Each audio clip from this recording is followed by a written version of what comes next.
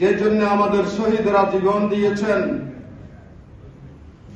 সেই শহীদদের সর্বশেষ শহীদ এদেশের শরীফ ওসমান হাদি। শহীদ তিতুমুর থেকে শুরু করে আজ পর্যন্ত অসংখ্য মর্দে মুজাহিদ তারা জীবন দিয়েছেন, শহীদ হয়েছেন। শাহজালাল, শাহ মাকদুম, হাজী শরীয়তুল্লাহ, শহীদ আব্দুল মালেক, শহীদ নিজামী মুজাহিদ কামরুজ্জামান, আব্দুল কাদের মোল্লা, সাব্বির হামিদ আইয়ুব। এইভাবে যদি আমরা শহীদদের তালিকা করি তাহলে শহীদদের এই তালিকা অনেক হয়ে যাবে। এবং এভাবেই আল্লাহর দ্বীনের জন্য, ন্যায় ইনসাফ প্রতিষ্ঠার জন্য যারা শহীদ হয়েছেন, শরীফ ওসমান হাদি সেই শহীদের মিছিলে শামিল হয়েছেন। আলহামদুলিল্লাহ।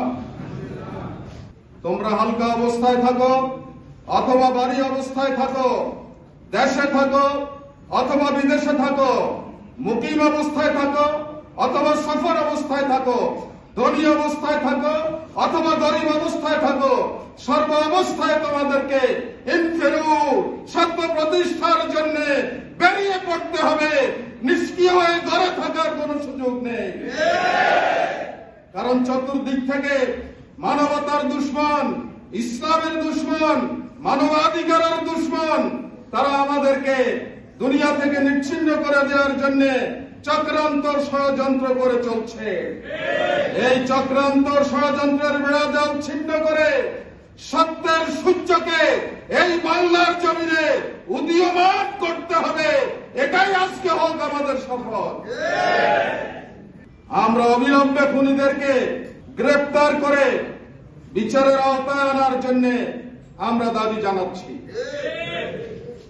যদি এর বিচার সুষ্ঠুভাবে না হয় তাহলে অনেক খুনি, অনেক অন্ধকার জগতের পরিকল্পনা বাস্তবায়নকারীরা সাহস পাবে, উৎসাহ পাবে, এর জন্য সরকারি দায়ী হবে। সম্মানিত ভাইরা, যারা এই সমস্ত অপকর্ম করেন তারা জিন্দগিতে কোনোদিন মানুষের সমাজে আসতে পারবে না, স্বাভাবিক জীবনে আসতে পারবে না। তারা অন্ধকারেই থাকবে, তারা অন্ধকারের কীট, তারা বেশি নয় সংখ্যায়।